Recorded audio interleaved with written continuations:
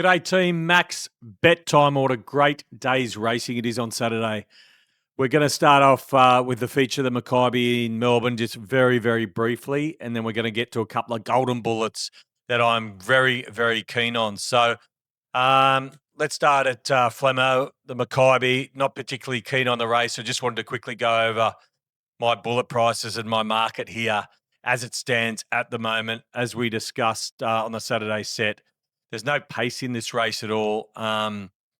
We have got probably Mr. Brightside going to the lead, but the problem with this race that I see is that there's obviously no pace in this race. And when there's very little pace in races, when my race pressure gets to 0, 1 or 2, throws up very, very rough results sometimes, because I'm not the only one that knows there's no pressure in this race. And a horse like Antino or even James on Via Sistina can punch forward and lead and put pressure on. So often things happen that wouldn't normally happen. But as I see it, I've got Via Sistina as the horse to beat, priced at $1.80. You can get around 185, 190 at the moment. There's not a lot of value there. Tom Kitten's close to the mark. Aliana, I think, will drift. Mr. Brightside, I've got $8. Let's go and have a quick look at the market on Dynamic with the main bookies up there. So Via Sistine, you can see Boombet leading the way there, $1.88. Tab did bet evens earlier. Ladbrokes bet 2.10. Looks like a bit of smart money came at $2.10. I think 2.10's a good price. What else they back? Mr. Brightside, yeah, a bit of $6, but not really. Looks like it'll probably drift around that $6.57 mark, depending on the way the track is. Tom Kitten pretty solid around the $11. Antino pretty solid around $7.50. Marky Twain needs longer. And Aliana, what's she done? $3.60 on the drift. Boombet leading the way, $4.45. Ladbrokes $4.40. Not a dollar for Aliana at the moment. So I do expect her to keep drifting. You can see there Betfair's around $5.20. My price is $5.50. So I do expect Aliana to get out to around that $5 mark. What I did earlier in the day, because I was very interested myself, I went through the big five girls: Via Sistina, Aliana, Lady Shenandoah, Autumn Glow, and Treasure the Moment. And what I want to do quickly is compare their class speed weight ratings, their last 600 and their last 200s. So let's do this. Via Sistina leads the way for the class speed weight on 112, which was the Cox Plate victory. If you take that out, she's on 105, equal with Autumn Glow's last start win over Gangster Granny at 105. So they'd be equal, taking out the Cox Plate on 105. Then we go to Lady Shenandoah, 102, which was her last start, and Treasure the Moment winning the Memsey on 102. So they're equal. Then we get down to Aliana, who surprisingly, his highest rating was last start as well, behind Via Sistina on 98. So we got 105, 105, 102, 102, and then Aliana on 98. That's the class speed weight rating, the overall. Let's have a look at the last 600. These ratings are peak ratings, so how fast these horses can run at their peak.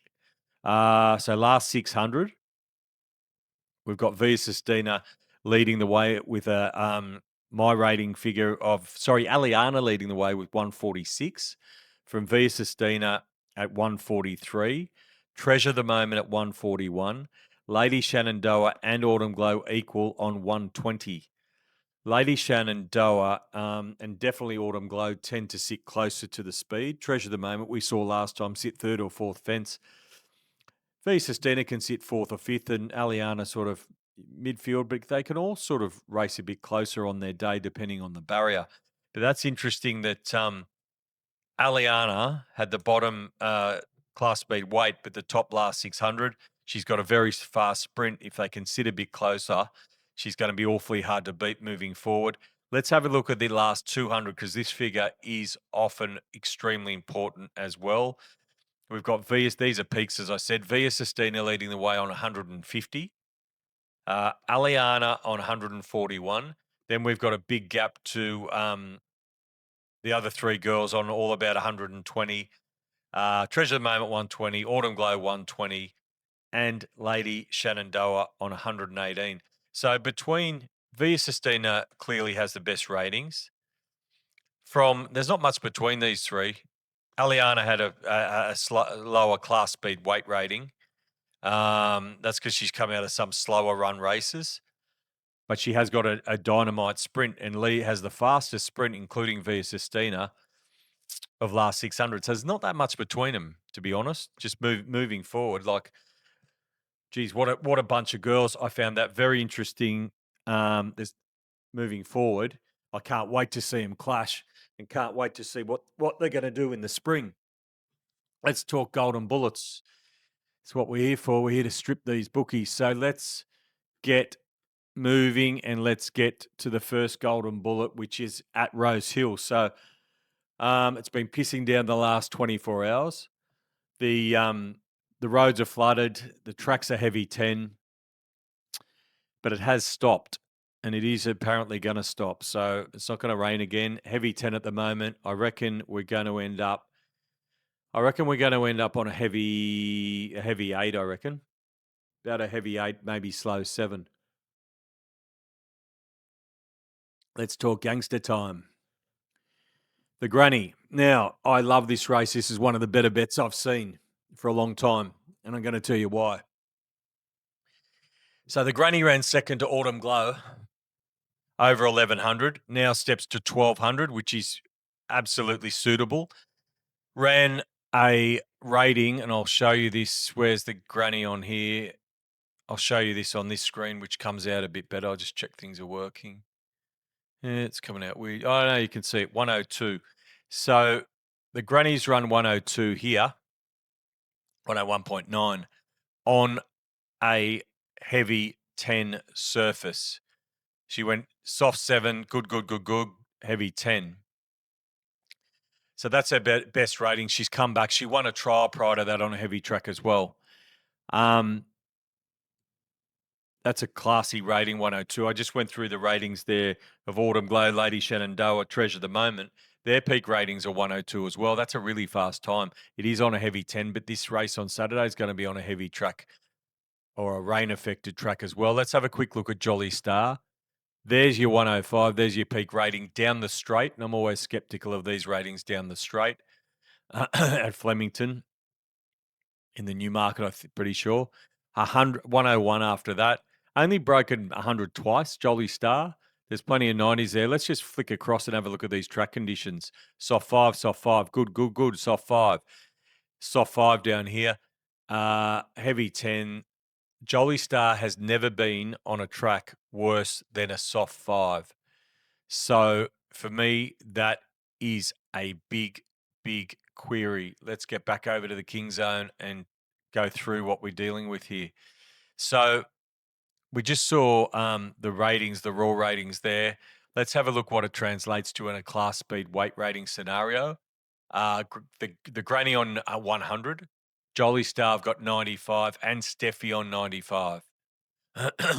Cam time, Steffi 105, Jolly 104, Granny 100.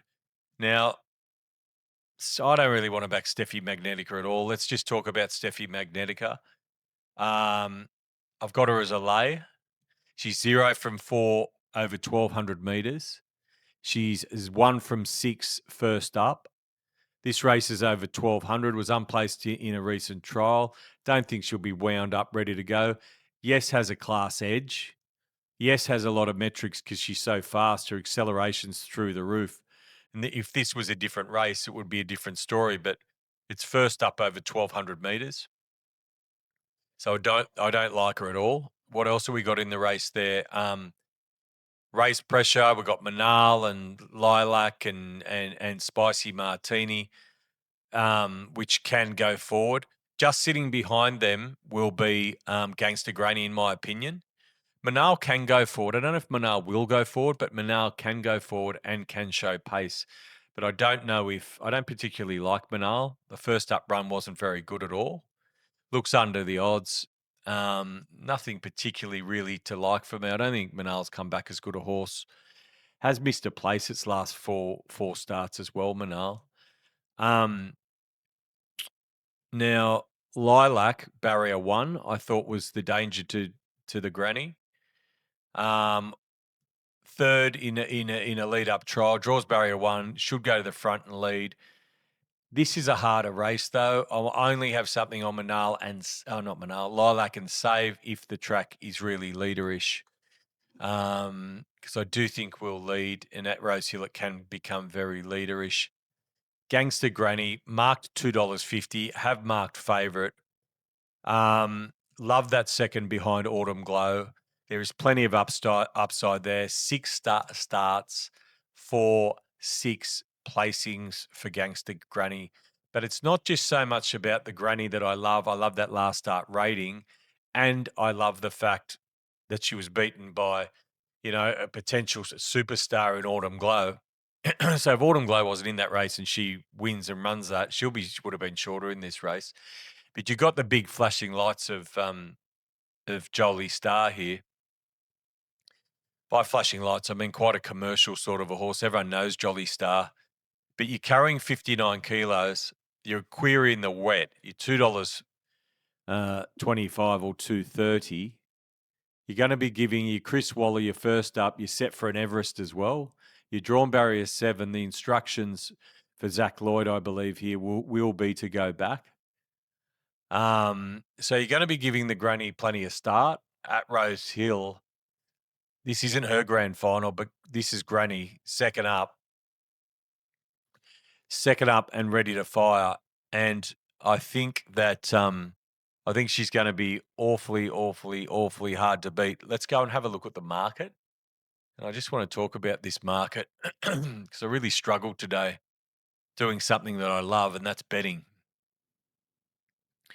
I struggle to get on. So, a lot of people put a lot of work, not just me, but a lot of people put a lot of work into doing the form, doing these podcasts. There's some brilliant shows out there where people delve into form, put a lot of work into it, trying to inform punters and themselves and trying to bet early and beat these bookies.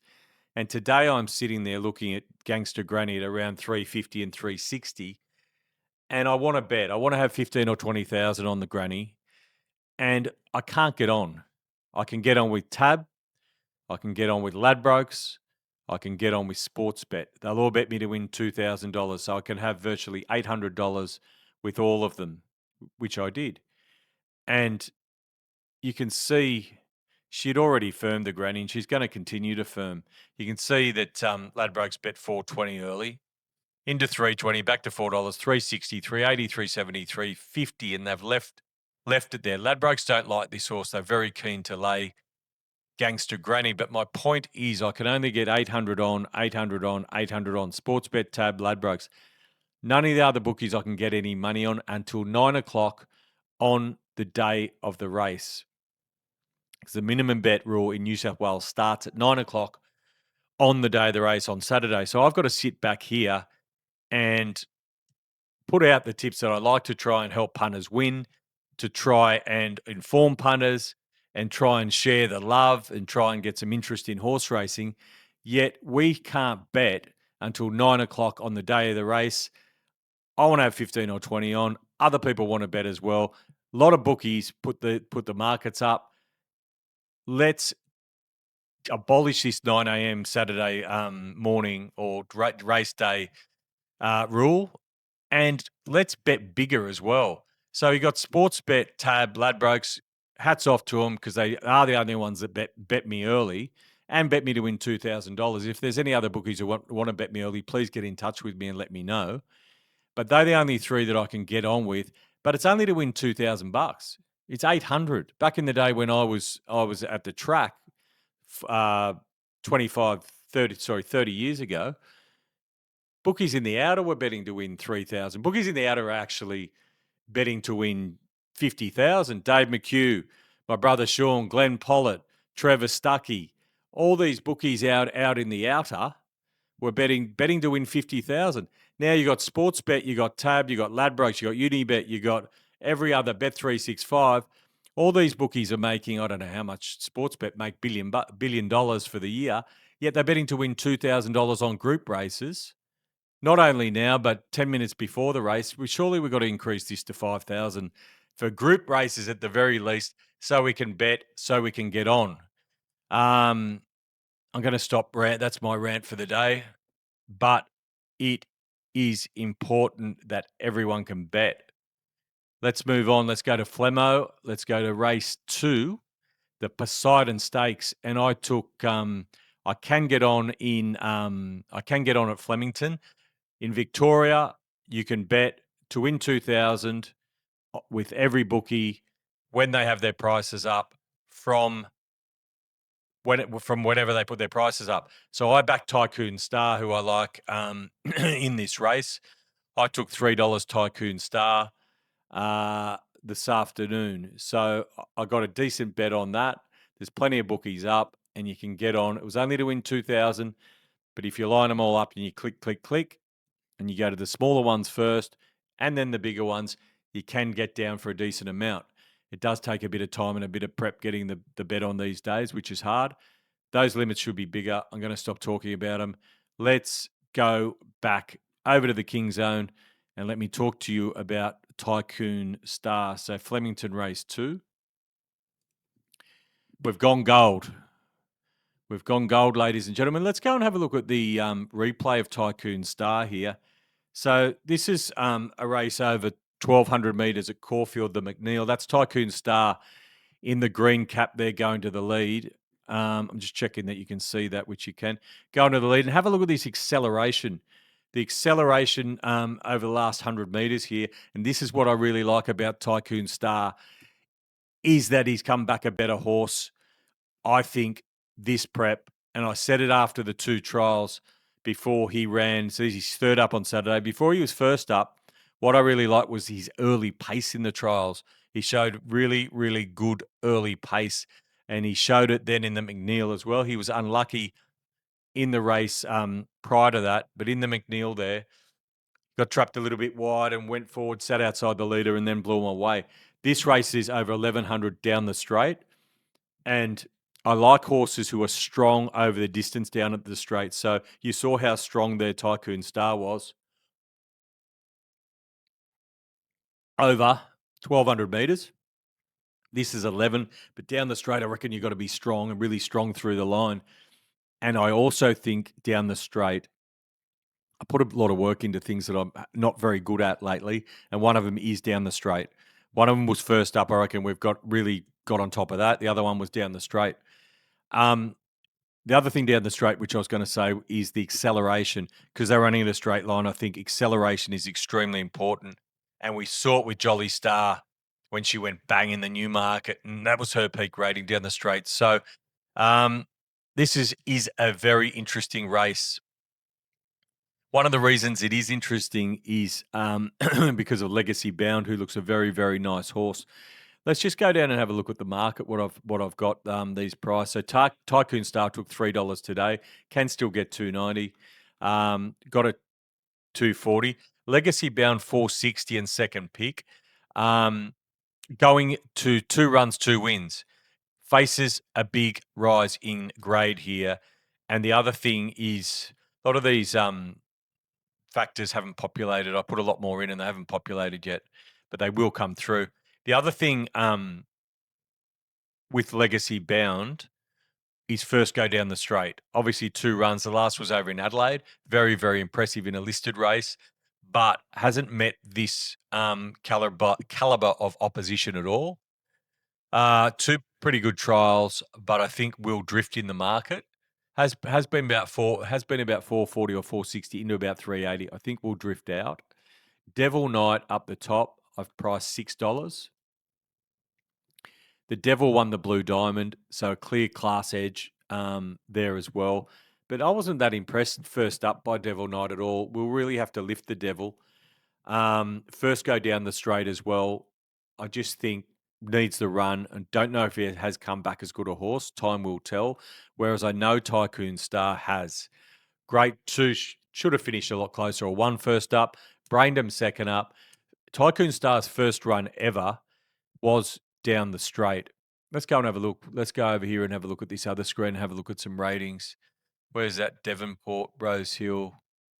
No, well, let's have a look here. 13th on Saturday, Flemington race 2. So Tycoon Star, oh no, it's updating. I can't show you, sorry. Nothing displayed because the system's updating. So it's Thursday night at the moment. Now let's wait for the grind analysis screen. We'll get back over here. No race net. We'll get back over to Tycoon and just talk about class speed weight ratings rather than show you what they were. So Tycoon Star is ahead on 87 from McGaw, who Tycoon Star defeated last time, which we saw in that replay there, and then Devil Knight. But Tycoon Star's first race was down the straight, over 1,000 meters, 1,000, and won that race. So has performed well. Let's just go and have a look at RaceNet and see Tycoon Star. That race then at Flemo. Sorry, not Flemo. I'm sort of talking to myself now. It's been a long day. So Tycoon Star's first race. There it is, 1,000 meters down the straight. A lot of these horses haven't run down the straight. Beat Bakash, who we saw last week. Now, Devil Knight hasn't run down the straight. Either has Legacy Bound run down the straight. So Legacy Bound's had 2 trials, one at Morphettville, very impressively, as we mentioned in the Group 3. I think it said it was a listed race. The other thing which I think is quite hard to do is lead down the straight. I love horses who are going to get cover and have a big sprint. So like the Gangster Granny race, I really like the setup here for Tycoon Star.